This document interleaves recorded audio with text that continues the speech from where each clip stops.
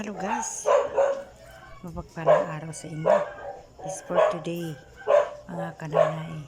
Gagawa tayo ng egg curry at apat na egg. I-boil natin yan.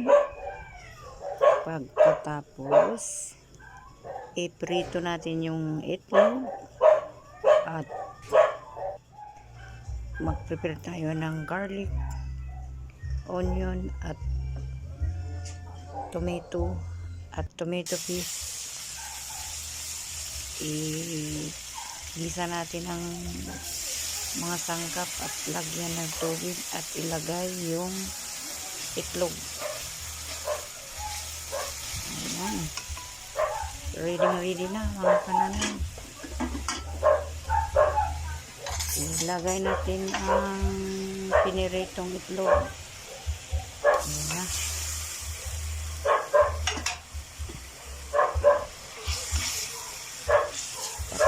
Pagkatapos lagay natin ng dahon ng sibuyas green.